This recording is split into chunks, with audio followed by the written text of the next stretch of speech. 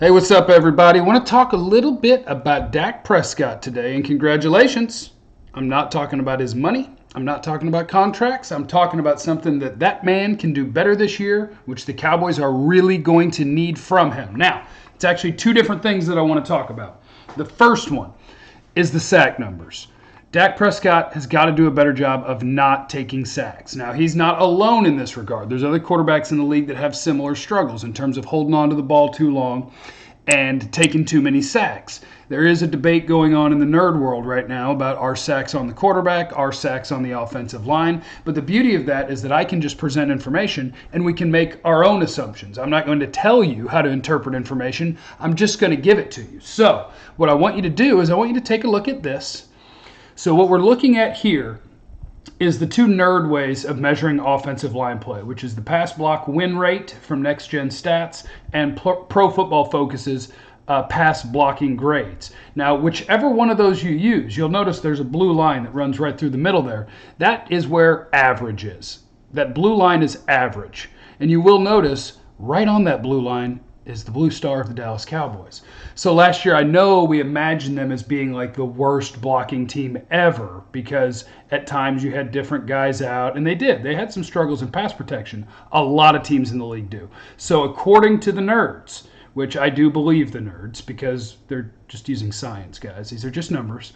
But the Dallas Cowboys were right around league average and actually just a tick above league average when it came to pass blocking last year in the NFL. A lot of teams struggled to pass block, yet their quarterback was sacked the second most times in the league.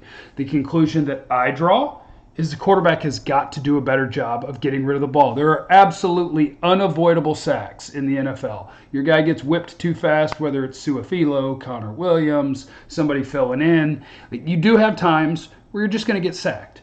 But Dak Prescott, average to just barely above average pass blocking, and he was sacked the second most times in the league. Now, he's not alone here. I want to give you the other guys on this list. Deshaun Watson was sacked the most, and as you can see on their little handy-dandy chart there, the Texans, they're not a good pass blocking team. They were a little bit below average, below league average, yet their quarterback was sacked the most. Now, in Deshaun Watson's case, he does try to extend a lot of plays. Dak will do that some too, and with Watson, you do get the reward because he will throw the bombs to Will Fuller, and he will make big plays to DeAndre Hopkins. The other names on that list, Derek Carr, sacked 51 times. Now check this out. Derek Carr got rid of the ball faster than any quarterback in the league last year. 2.55 seconds, time to throw. That was his average time to throw. That was the fastest in the league, yet he was the third most sacked. Now there, you can point to, that's a bad offensive line. Because, dude, I'm getting rid of the ball. I'm getting rid of it as fast as I can, and I'm still getting sacked 51 times. That's terrible offensive line play getting you killed. Russell Wilson, sacked 51 times last year, fourth most in the league, or tied for third. He also right around average when it came to his offensive line, just like the Cowboys, yet he gets sacked a lot. What's going on there? Russ does buy time. Russ does get the reward. You can see it, that even though they run more than anybody in the league, he threw 35 touchdowns. His touchdown percentage was insane last year. His yards per attempt were way up there. So it's a risk-reward thing with Russell Wilson.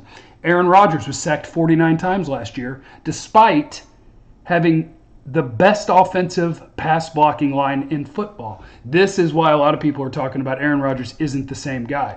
At his peak, I do believe Aaron Rodgers is the best quarterback that I've ever seen play football. But this is some of the evidence, and I do think part of it is that his knee was banged up.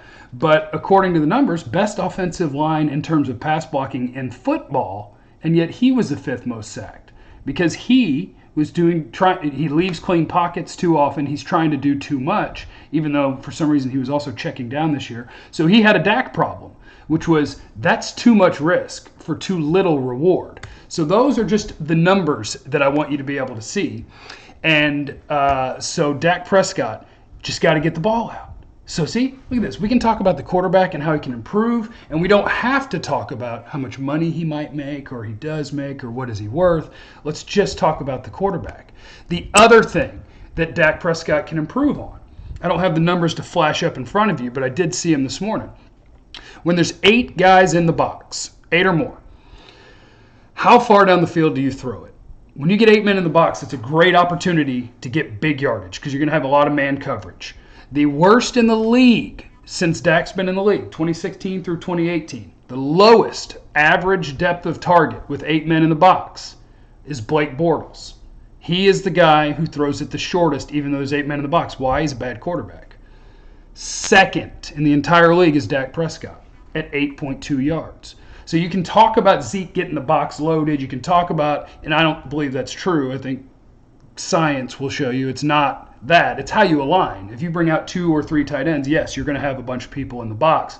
And that's your opportunity to push the ball downfield and make big plays against man coverage. The Cowboys haven't done that. Now, on this number, this is the one I'm more likely to pin on the offensive system. Part of it is about the quarterback. But if your route concepts are short and you don't have a bunch of deep options, how am I going to throw it deep? Now, the Cowboys don't run all curls all the time. You do have deep options, and I do think Dak has been a little too conservative as a quarterback throughout his career.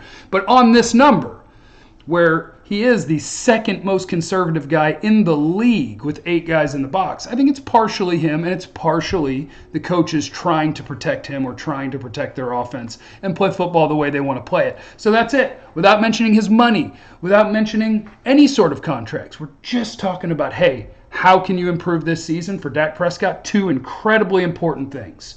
More aggressive in situations where you get man coverage, pushing the ball down the field. And 2, get the ball out of your hands on time. Don't take sacks. Coordinators, coaches, you can help with these things too, but it's also up to the quarterback. That is your 2 ways for Dak Prescott to take big strides this year. Peace out. I love you. Subscribe to the channel. Always check 1053thefan.com. I love you.